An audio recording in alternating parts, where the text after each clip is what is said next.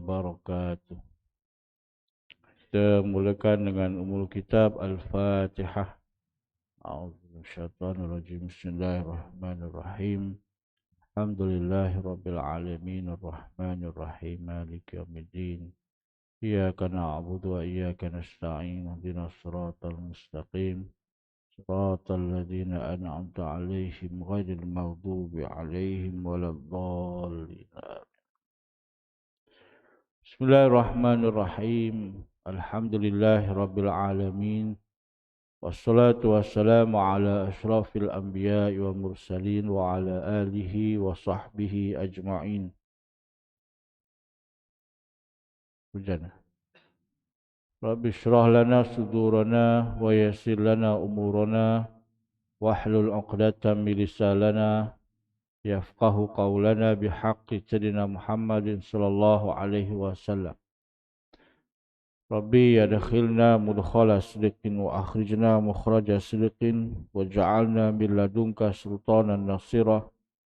Asbahna ala fitratil Islam wa kalimatil ikhlas wa ala dini nabiyina Muhammadin sallallahu alaihi wasallam wa ala millati abina Ibrahim hanifa wa ma kana minal musyrikin. Qala Allah Ta'ala fil Qur'anil Karim. Bismillahirrahmanirrahim. Ya ayyuhalladzina amanu taqullaha haqqa tuqatih wa la tamutunna illa wa antum muslimun. Shadaqallahul azim. Pertama-tamanya yang dirahmati Allah, Tuan Pengurusi Jabatan Kuasa Surau Masjid, para jamaah muslimin muslimat yang dirahmati Allah sekalian. Alhamdulillah, kita panjatkan syukur pada Allah Subhanahu wa taala kerana dengan izinnya kita dapat sama-sama hadir ke masjid ini untuk kita melaksanakan kewajipan dan amanah yang telah ditetapkan oleh Allah Taala, iaitulah kita laksanakan kefarduan solat fardu subuh, dan kita laksanakan dengan cara yang terbaik, iaitu dengan hadir ke rumah Allah Ta'ala ini, dan kita lakukan secara bersama-sama, iaitu secara berjamaah. Dan Allah menjanjikan pahala yang besar bagi hamba-hambanya yang bersungguh-sungguh bangun di awal pagi dalam keadaan yang sejuk. Mungkin aircon rumah tuan-tuan pun kuat, remote-nya tebal, tilamnya empuk, ada bini kat sebelah. Tapi tuan-tuan gagahkan diri, tinggalkan semua kenikmatan tersebut untuk hadir ke rumah Allah Ta'ala ini. Dan pastinya ganjarannya besar, tuan-tuan. Dalam hadis sebutkan, barang siapa yang solat fardu isyak secara berjemaah, maka dia mendapat pahala seumpama bangun separuh malam, beribadah separuh malam. Dan barang siapa yang solat subuh, isyak dan subuh berjamaah, maka seumpama dia dapat pahala seumpama dia beribadah sepanjang malam. Itu kelebihan dan ganjarannya, tuan-tuan. Malah dalam hadis yang lain juga menyebutkan, idza tatahhara ar-rajul thumma marra ilal masjid wa yar'a as-salah katabah lahu katibu aw katabahu bi kulli khutwatin yakhtuha ilal masjid 10 hasanat wal qa'idu fi yar'ali salati kal qanit wa yuktabu minal musallina min haitsu yakhruju min baiti hatta yarji'a ilaih. Jika seseorang berwuduk, bersuci, lalu dia berjalan ke masjid untuk menunggu waktu solat, maka malaikat mencatat baginya 10 pahala kebaikan untuk setiap langkahnya. Orang yang duduk menunggu solat dicatat seperti seseorang yang sedang melakukan solat. Dia akan terus dicatat sedang melakukan solat sejak keluar rumah hingga kembali kepadanya. Itu kelebihan Ganjaran yang Allah janjikan pada tuan-tuan dan puan-puan sekalian. Sampai kat masjid tadi, kemudian duduk dalam saf yang pertama. Saf yang pertama mendapat pahala lebih daripada saf yang kedua. Saf yang kedua dapat pahala yang lebih daripada saf yang ketiga. Ada hadis yang lain sebut, barang siapa yang selesai saja solat, dia duduk tetap di masjid, menantikan, dia duduk tetap di masjid, maka malaikat akan tolong doakan untuk hamba Allah tersebut berulang-ulang kali sehinggalah dia bangun meninggalkan masjid ni ataupun keluar untuk menunaikan hajatnya. Apa doa malaikat? Allahumma fillahu, Allahumma arhamhu. Ya Allah, ampunilah dia, ya Allah rahmatilah dia. Berulang kali malaikat berdoa, ya Allah ampunilah dia, ya Allah rahmatilah dia. Ya Allah ampunilah dia, ya Allah rahmatilah dia. Sampailah hamba Allah tersebut bangun balik rumah. Jadi tuan-tuan yang masih lagi istiqamah kat masjid ni sedang didoakan oleh malaikat. Doa keampunan dan doa kerahmatan. Bukan orang-orang biasa tuan-tuan yang doakan, malaikat yang doakan. Jadi mudah-mudahan Allah beri rahmat pada kita semua, insya-Allah. Keimanan terhadap malaikat pencatat amalan yang selalu bersama manusia di mana sahaja kita berada, dan buku catatannya yang akan diterimanya di akhirat nanti akan berfungsi sebagai pemadam setiap niat jahat dan penghalang untuk setiap maksiat.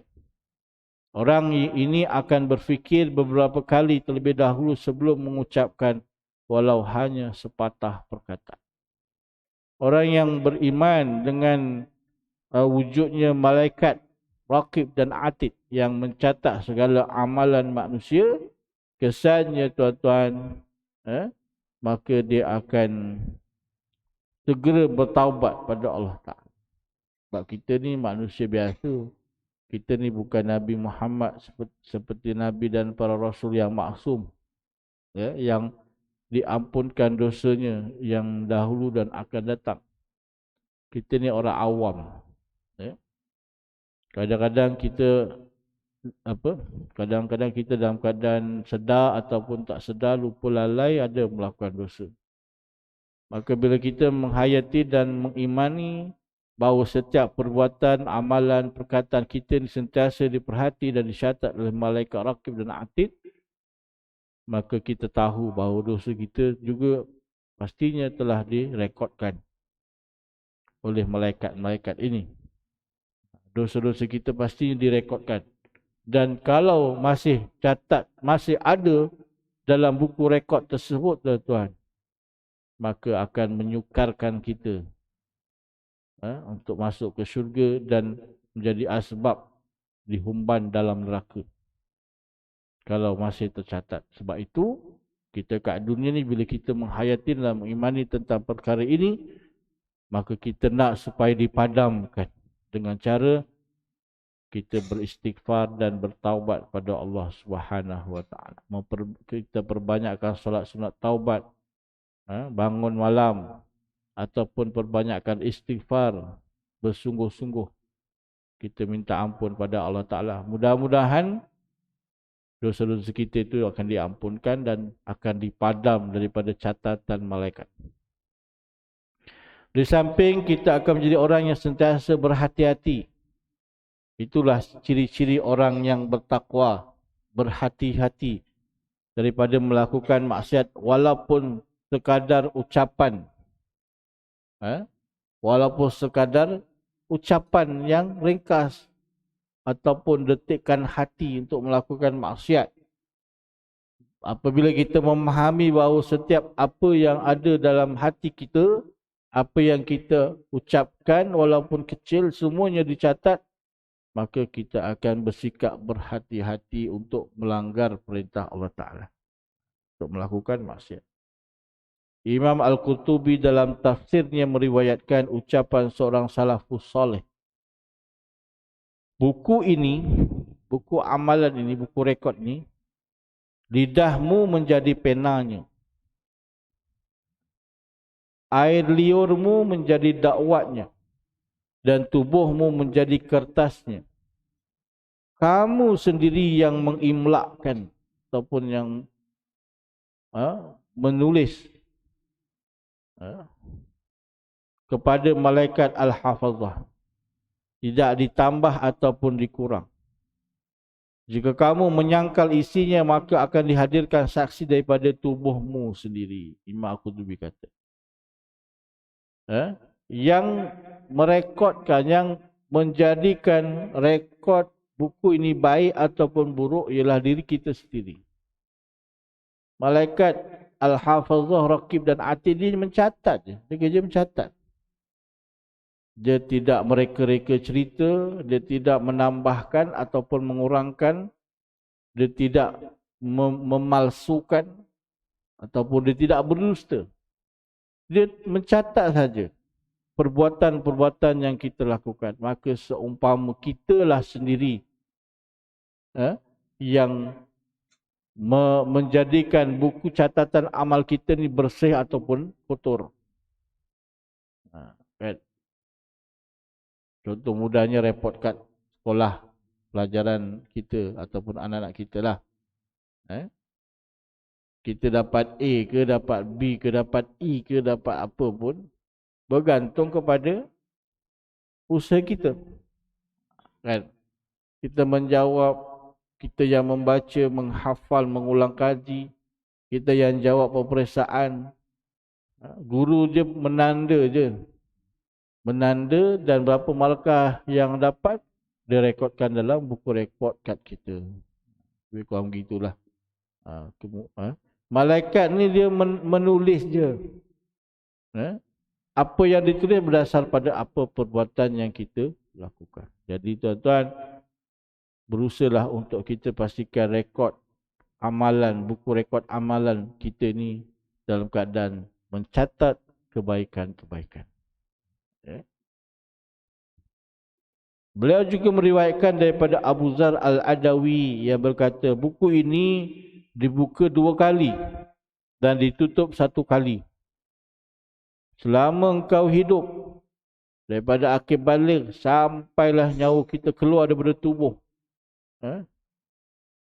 Selama itu juga bukumu selalu terbuka. Buku ini terbuka. Maka imlakkanlah ataupun tulislah sesuka hatimu melalui malaikat Raqib dan Atid. Suka hatilah nak suruh malaikat Raqib Atid ni catat, tolong catatkan apa dalam buku itu, bergantung pada kita. Lalu apabila engkau mati, maka buku itu ditutup. Sehingga ketika engkau dibangkitkan kembali, maka buku itu akan kembali dibuka. Buku rekod amal kita ni 2 kali dibuka, sekali je ditutup. Kali pertama ketika kita hidup atas dunia ni, daripada akhir balik sampai masa kita meninggal dunia. Dan catatan terakhir sebelum buku ini ditutup ialah kalimah. Dan mudah-mudahan kalimah terakhir yang kita ucapkan sebelum kita meninggalkan dunia ini ialah kalimah thayyibah la ilaha illallah Muhammadur Rasulullah. Dan itulah rekod terakhir malaikat Al-Hafazah sebelum buku itu ditutup.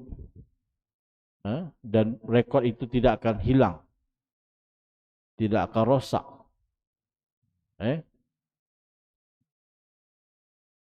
Dia boleh berubah, tuan-tuan. Bagaimana caranya? Idza mata ibnu Adam inqata amali illa salas. Walaupun buku itu telah ditutup, tapi catatan pahalanya itu boleh berterusan. Berdasar pada hadis ini. Apabila matinya ada Adam, terputus segala amal. Kecuali 3. Sedekatun jariyatun. Pahala-pahala sedekah itu masih lagi tercatat dalam buku itu. Walaupun dia telah ditutup. Ya. Berapa lama? Sampai hari kiamat. Ini pahala. Orang kata pencen kubur. Pencen kubur. Dia. Pencen ni kalau kat dunia ni orang kerja kerajaan. Lepas tu dia tamat perkhidmatan. Walaupun dia tak datang pejabat. Tak menghadap jam. Duduk rumah je. Tengok Astro Oasis. Ataupun TV Hijrah. Tapi dia dapat cukup bulan dapat gaji pencen. Pencen kaki tangan. Okey tak? Untung tak? Okey lah kan? 1,000, 2,000 siapa nak bagi setiap bulan? Paling kurang pun 1,500 mungkin kan? Jadi tuan-tuan macam tu jugalah tuan-tuan pencen kubur. Nak tak kita dalam kubur sembahyang dah tak boleh, baca Quran dah tak boleh, zikir tak boleh. Apa-apa amal ibadah semua dah tak ditaklifkan ketika nanti kita dalam kubur, dalam alam barzah. Tapi pahalanya terus berjalan macam sedang kita beribadat. Bukan sikit, banyak pula tu. Kalau berwakaf, sedekah jariah, satu pahalanya, gandaannya 700 kali ganda, malah lebih daripada itu.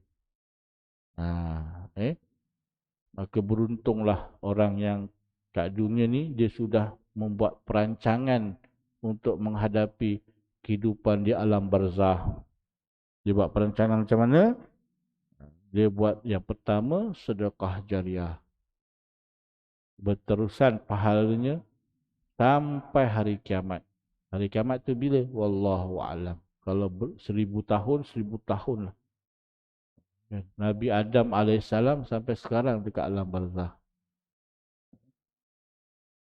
Nabi kita Muhammad SAW sampai sekarang di alam barzah dan pahalanya berterusan. Para sahabat Nabi sampai sekarang masih di alam barzah dan pastinya pahalanya masih berjalan. Kan? Ini orang yang kalau sebut wakaf ni yang glamournya itulah Universiti Al-Azhar, Universiti Wakaf. Dia sejak daripada tahun berapa? Awal tahun 1000 berapa entah. Orang yang berwakaf dah meninggal dunia lama dah. Tapi jamiahnya, universiti itu masih lagi berdiri tegak, masih lagi dimanfaatkan. Dan mungkin dia akan bermanfaat sampai seterusnya. Daripada tahun ini seterusnya sampai hari kiamat. Maka pahalanya masih berterusan. Jadi tuan-tuan, nak dapat pahala macam tu, tuan-tuan banyakkan berwakaf. Sedekah. Wakaf lah. Sedekah ni umum. Wakaf ni syaratnya barang kekal. Barang yang bertahan lama, bukan kekal lah. Bertahan lama. Apa-apalah kat surau ni, kat masjid ni kan. Tuan-tuan tanyalah pengusi. Apa lagi yang boleh diinfakkan? Tasbih ke? Quran ke? Sejadah ke? Kan? Asalkan benda tu bertahan lama dan pahalanya berjalan. Au ilmin yuntafa'u bih. Nak tak kita dapat pahala kekal, pahala berterusan di alam barzah walaupun kita sudah tidak boleh beramal. Di samping sedekah jariah, yang keduanya ilmu yang dimanfaatkan. Jadi untung tuan-tuan jadi ustaz ni. Untung jadi cikgu, ustaz ke, cikgu ke. Dia sampaikan ilmu, ajar anak murid membaca, mengira, mengeja, mengaji. Sehingga murid itu jadi pandai. Dengan ilmu yang dia dapat itu, dia jadi pandai, dia dapat sambung belajar, jadi orang yang berguna, orang yang bermanfaat. Selama mana murid itu hidup dan dia sebar-sebarkan ilmunya juga kepada orang lain, pahalanya sampai kepada guru, orang yang menyampaikan ilmu tersebut. Untuk dan yang ketiga, awaladin salihin yad'ulah. Tuan-tuan sebagai anak tuan-tuan juga sebagai bapa, ibu, tuan-tuan juga sebagai anak. Kita doakan mak ayah kita diampunkan dosanya.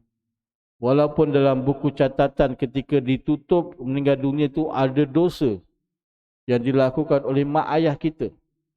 Tapi kalau kita sebagai anak nak berbakti pada mereka, kita mohon ampunkan untuk dia, maka boleh keampunan Allah berikan walaupun buku itu telah terpadam.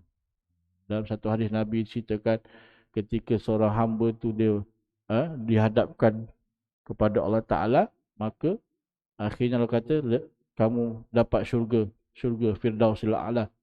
Maka hamba Allah ni bertanya, ya Allah, macam mana aku boleh dapat syurga sedangkan aku banyak dosa?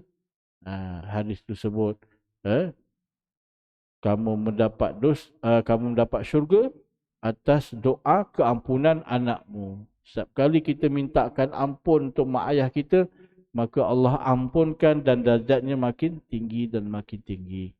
Maka nanti di akhirat dia akan dapat masuk ke syurga kerana keampunan yang dipohon oleh anak-anak. Kita tuan-tuan. Jadi usahalah yang terbaik, amalkan insya-Allah. Menyedari semua fakta di atas, para ulama berusaha agar malaikat tidak mencatat satu dosa pun daripada dirinya. Salah seorang daripadanya ialah Abdullah bin Aun, ulama tabi'in dari Basrah. Kharijah bin Mus'ab berkata, aku berkawan dengan Ibnu Aun selama 20 tahun dan aku yakin kedua-dua malaikat yang bersamanya tidak pernah menulis satu dosa pun untuknya. Jadi contohlah tuan-tuan, kesan daripada keimanan kita percaya dengan penuh yakin tentang wujudnya malaikat Raqib dan Atid. Sebagai contoh ni seorang ulama tabi'in, dia berusaha untuk supaya tidak melakukan dosa walaupun kecil. Itu usaha. Kalau ada lakukan, segera minta ampun. Kita macam itulah tuan-tuan. Kesan daripada keimanan kita terhadap malaikat Raqib dan Atid ini, kita kena berazam supaya kita tidak melakukan dosa. Dan kalaulah ada melakukan juga sebagai orang biasa, orang awam ni, maka segera kita minta ampun pada Allah SWT. Kalau dosa terhadap manusia, kalau kita mengimani tentang malaikat Raqib dan Atid, maka kita segera minta maaf pada mereka, pada orang yang kita melakukan dosa tersebut. Segera. Begitupun dalam buku Bidayatul Hidayah karangan Imam Al-Ghazali, dia berpesan adab kita dengan Allah Ta'ala. Apa dia? Ketika di awal pagi, kita kena, antara adab kita di awal pagi ialah kita berniat, berazam untuk hari ini tidak melakukan sebarang dosa. Itu niat kita. Awal-awal lagi niat kita. Kita berazam. Right? Dan yang keduanya, berniat dan berazam untuk kita melakukan amal soleh lebih baik daripada semalam. Itu Imam Ghazali pesan dalam kitabnya Bidayatul Hidayah. Begitu juga Imam Ahli Madinah Muhammad bin Abdul Rahman Ibnu Abi Zib. Muridnya yang terkenal dengan panggilan Al-Waqidi pernah berkata, Ibnu Abi Zib selalu melakukan solat sepanjang malam dan sangat kuat beribadah. Andai dikatakan kepadanya esok ialah hari kiamat, nescaya dia tidak tahu apa lagi yang harus dilakukan bagi menambah ibadahnya. Hal ini kerana segala macam ibadah telah dilakukannya dengan sangat sempurna. Itu kata anak muridnya lah kepada tuan guru dia. Rajinnya, banyaknya amal ibadah yang dilakukan oleh tuan gurunya. Sehinggalah diandailah pada kacamata anak muridnya, katalah sekiranya berlaku esok hari kiamat, tentunya tidak tahu lagi apa amalan yang nak dilakukan. Kerana banyaknya amal yang dilakukan, hasil daripada keimanan dan keyakinan bahawa malaikat mencatatkan segala perbuatan-perbuatan kita. Eh? Jadi tuan-tuan, pengajaran pada diri kita lah. Eh? Kita pun ha? Kalau diperhati oleh manusia pun, kita sebolehnya kita berusaha supaya pemerhati itu merekodkan yang baik-baik aja. Kan, yang elok-elok aja. Kita pun buat baik. Pastikan ada kebaikan yang kita buat, berusaha jangan ada melakukan kesilapan. Macam ujian memandu lah. Kan? Ujian memandu. JPJ pegawai tu kat sebelah aja. Dia tak cakap banyak. Kan? Dia rekod je. Dia cakap banyak masa berlatih tu, tapi masa ujian cakap banyak. Dia senyap duduk sebelah. Kita yang memandu kat sebelah tu, tuan-tuan ingat dulu tak masa ujian mandu? Kita yang serba tak kena. Kena ingat step-step tu. Pertama bila duduk, sebelum start engine, seat belt, lepas tu tengok set mirror, lepas tu tengok yang belakang tu, kita pun konon-konon berlakon kan. Semua markah tu. Kan. Lepas tu tengok kiri kanan. Barulah kita gear pertama tu manual. Dulu saya gagal bahagian gear tu, gagal. Tapi dapat lesen juga. Satu je bahagian tu.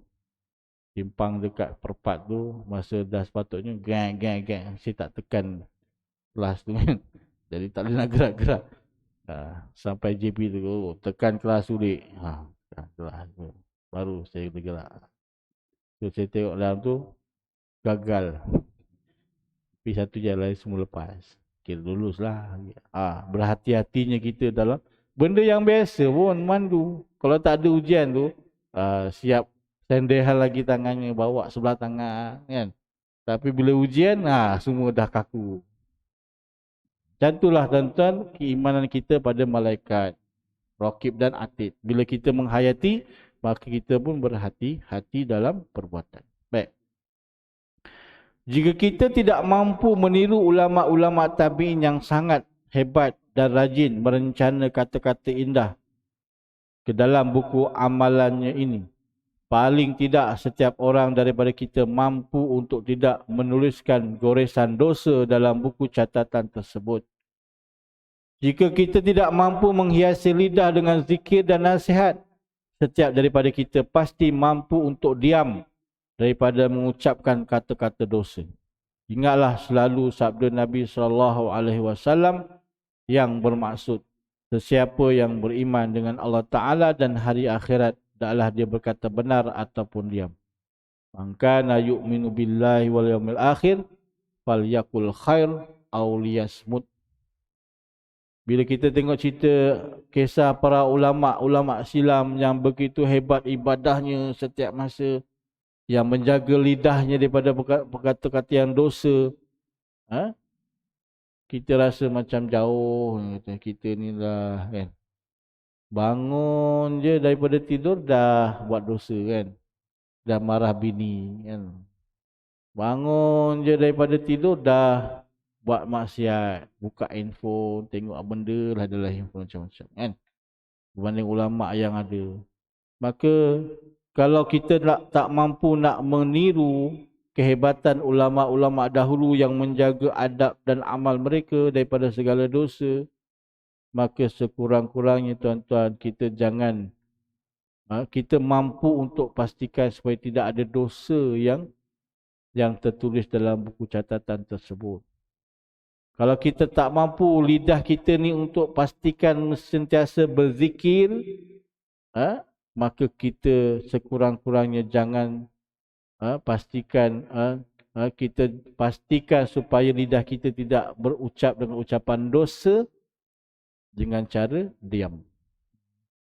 Man kana yu'minu billahi yaumil akhir, barang siapa yang beriman pada Allah dan hari akhirat, falyakul khair, maka ucapkanlah yang baik. Boleh tuan-tuan ucap yang baik.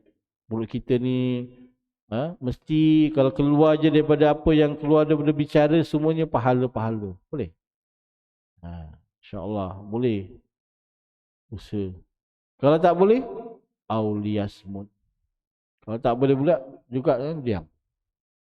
Agak-agak aku cakap ni makin orang benci, orang makin dosa ke makin banyak pahala. Kalau agak-agak dosa, diamlah. Berapa orang kata, alah orang tu penakut, pengecut lah apa semua. Tak berani cakap, senyap aja. Kan? Tapi kalau kita fikir aku cakap ni makin banyak dosa, biar aku diam. Kalau aku cakap ni makin orang sakit hati, biar diam. Itu lebih baik. Eh? Eh. Jadi itulah pesan Nabi SAW pada kita. Tuan-tuan mati Allah Subhanahu Wa Taala. Oh, jam wakaf. Saya ingatkan masih pukul 6 lebih kan. Rupanya dah pukul 7 lebih. Baik. Perkara pertama yang mesti kita ketahui adalah mengimani kewujudan malaikat pencatat amalan merupakan kewajipan setiap Muslim. Hal ini kerana Allah Subhanahu Wa Taala berkali-kali menyebut tentang malaikat ini dalam Al-Quran. Salah satunya Allah berfirman, A'udzubillahi minasyaitonirrajim, Bismillahirrahmanirrahim. Iz yatalaqqal mutalaqqiyani 'anil yamini wa 'anil shimali qa'id, ma yalfizu min qawlin illa ladaihi raqibun 'atid. Bahkan ketika dua malaikat mencatat amal perbuatannya, seorang duduk di sebelah kanan dan yang lain duduk di sebelah kiri, tiada satu kata pun yang diucapkannya melainkan ada dekatnya malaikat pengawas yang selalu hadir. Jadi Allah dah beritahu dalam Quran bahawa malaikat ni benar-benar wujud. Bukannya rekaan-rekaan, dia benar wujud. Rekat Raqib dan Atid yang mencatat, yang merekodkan segala perbuatan kita. Maka kita ambil ia sebagai satu perkara yang wajib untuk kita imani. Duduk sekejap tuan-tuan, muhasabah diri, kita hayati contoh ayat ini. Ada malaikat pencatat. Maka timbul rasa takut dan gerun kita. Takut-takut malaikat ni dia akan rekodkan benda-benda buruk, segala maksiat yang kita buat.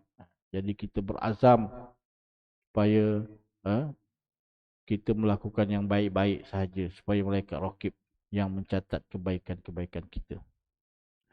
Imam Ibn Jarir At-Tabari meriwayatkan dalam tafsirnya daripada Mujahid bin Jabar, seorang pakar tafsir dalam kalangan tabi'in, katanya, bersama setiap manusia ada dua malaikat. Satu malaikat di kanannya dan satu malaikat di kirinya. Adapun malaikat yang berada di sebelah kanannya, maka dia mencatat kebaikan.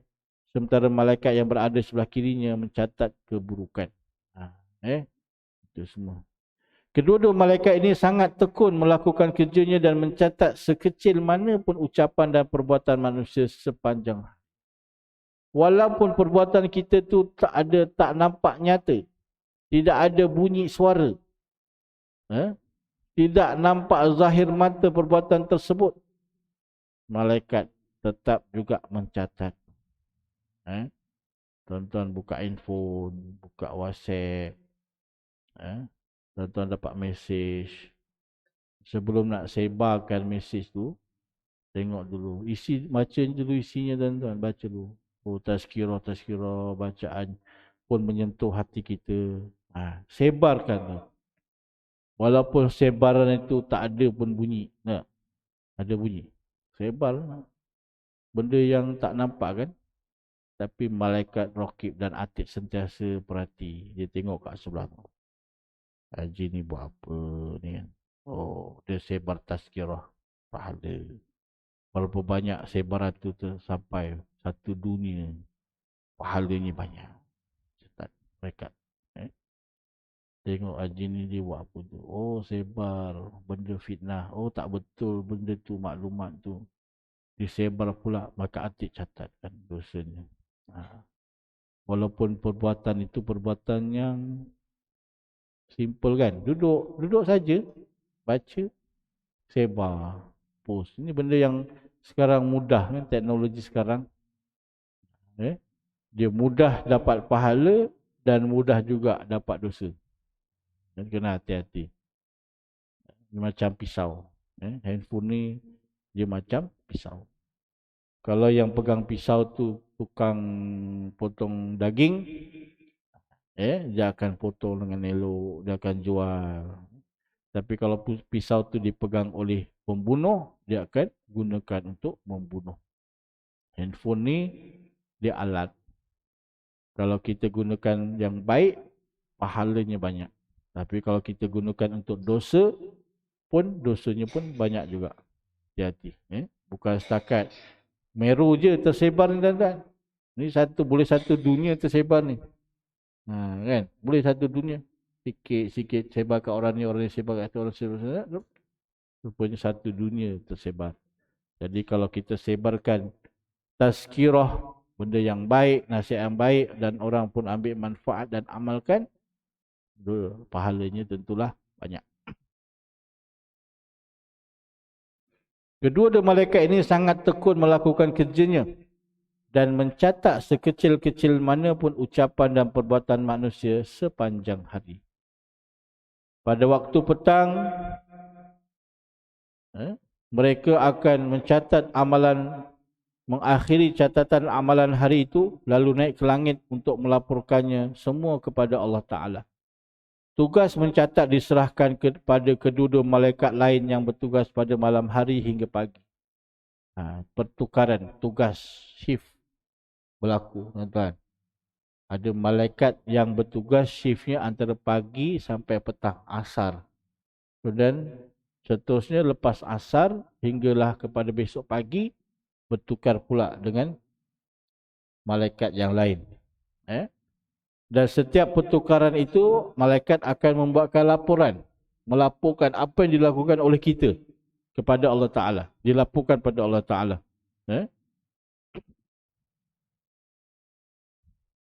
Apabila berakhir masa tugas, malaikat yang baru akan datang menggantikan tugas malaikat sebelumnya. Dan begitulah seterusnya. Jadi malaikat Raqib Atid ni dia bukan satu je. Bukan malaikat itu je. Dia malaikat ni banyak. Yang namanya Raqib dan Atid. Saling bertukar tugas. Macam tu juga malaikat Israel. Yang mencabut nyawa. Ada pendapat ulama kata malaikat Israel itu satu je. Tapi dia diberikan kelebihan mencabut nyawa semua makhluk. Manusia, haiwan, tumbuh-tumbuhan. Dengan kehendak Allah Ta'ala lah. Dia boleh bertugas dalam satu masa yang pantas. Tapi ada pendapat ulama kata malaikat Israel ni banyak, ramai. Nama Israel tu sebagai satu gelaran untuk tugas para malaikat itu mencabut nyawa. Manusia cabut nyawa, binatang-binatang yang ada kat dunia, kat bumi mencabut nyawa, tumbuh-tumbuhan yang mati, semua tu ada nyawanya. Malaikat Israel lah yang tugas mencatat. Allah alam bisawab. Macam tu juga Raqib dan Atid. Tentang pertukaran tugas malaikat pencatat ini, tuan-tuan, dinyatakan dalam sebuah hadis daripada Abu Hurairah. Nabi SAW bersabda, "Yata'aqabuna fikum malaikatun bil-laili wa malaikatun bin-nahar. Wajtami'una fi salatil fajri wa salatil asri. Thumma ya'rujul ladhina tabu fikum. Fayas'aluhum wa huwa a'lamu bihim. Kaifa taraktum ibadi? Fayaqulun taraknahum wa hum yusallun. Wa atainahum wa hum yusallun."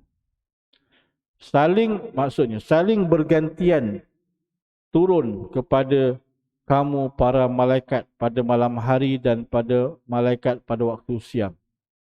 Malaikat pada malam hari bergantian antara subuh dan asar. Waktu asar tu bergantian. Maka berjumpa pada saat solat subuh dan solat asar.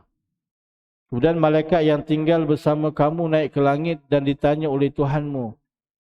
Padahal dia lebih mengetahui apa yang sedang hamba-Ku lakukan sewaktu kamu tinggalkannya. Mereka, yakni malaikat, menjawab, ketika kami tinggalkan, mereka sedang solat. Dan ketika kami datang, mereka juga sedang solat. Iaitu solat subuh dan solat asar. Jadi tuan-tuan mati Allah Ta'ala, ketika waktu solat subuh, malaikat akan datang untuk datang melaksanakan tugas merekod. Dan dia akan balik ketika waktu asar. Dia akan bertemu Allah Ta'ala pada waktu asar. Dan waktu asar ni pun kita sedang solat asar. Jadi Allah tanya, masa kamu datang bertemu dengan hamba-Ku, apa keadaan dia?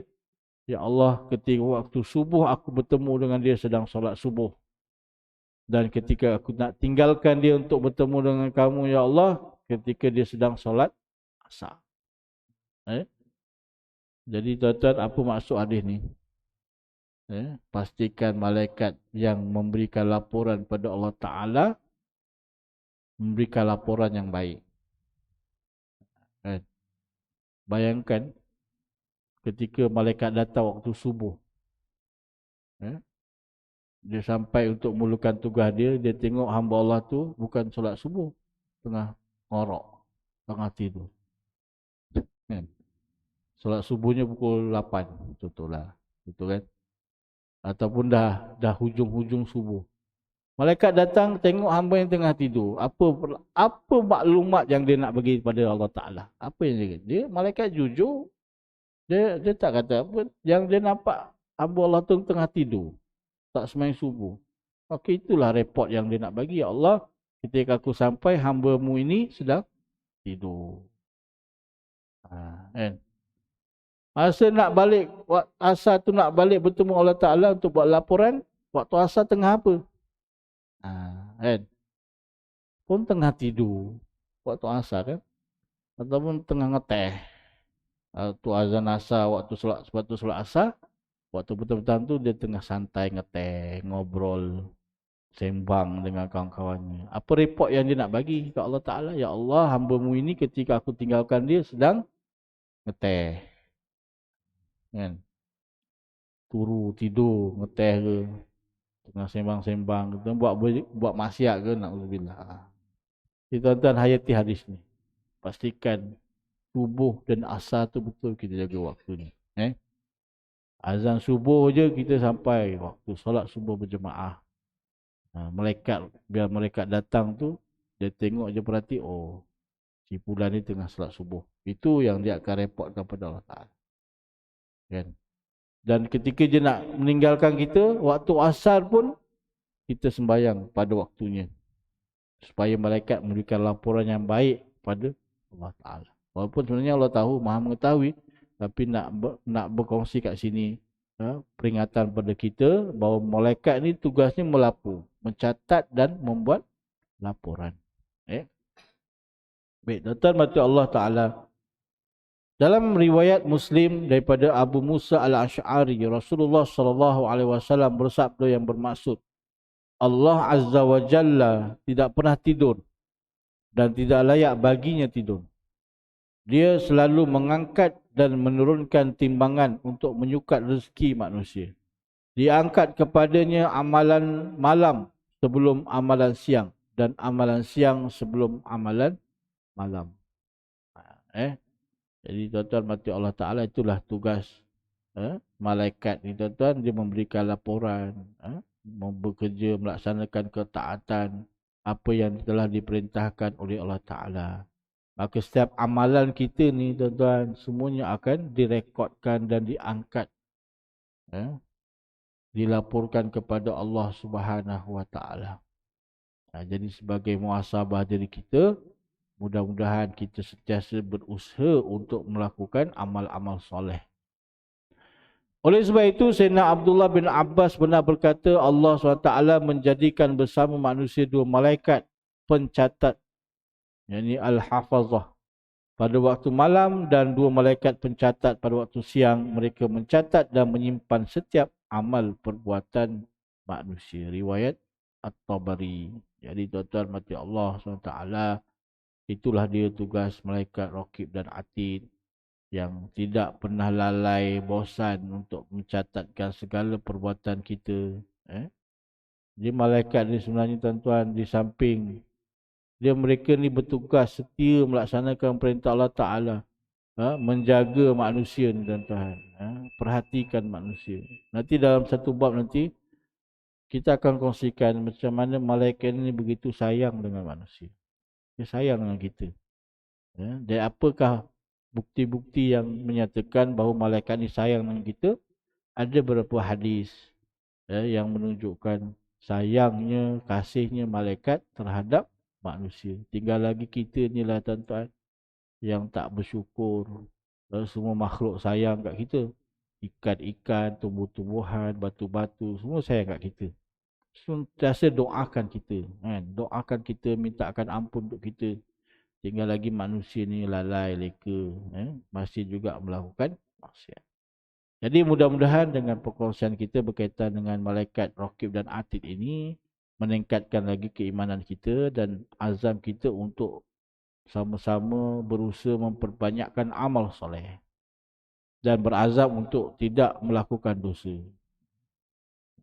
Dan yalah, kita manusia biasa, kadang-kadang kita terlupa dan terlalai apabila kita melakukan dosa, maka daripada kisah tentang Raqib dan Atid ini kita berazam untuk sentiasa minta ampun, beristighfar pada Allah Ta'ala, taubat nasuha untuk kita tidak mengulangi perbuatan maksiat tersebut.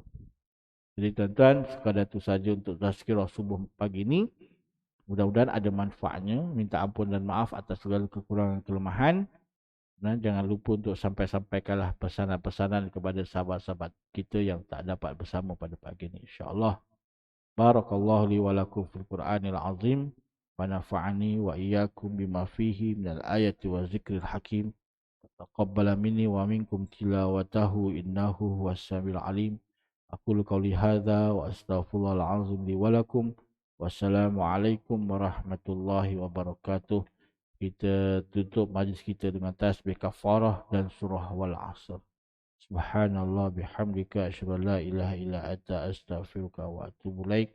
Bismillahirrahmanirrahim. Wal 'asri innal insana lafi khusr illa alladzina amanu wa 'amilus solihati wa tawassaw bil haqq wa tawassaw bis sabr. Sekian, wassalamualaikum warahmatullahi wabarakatuh.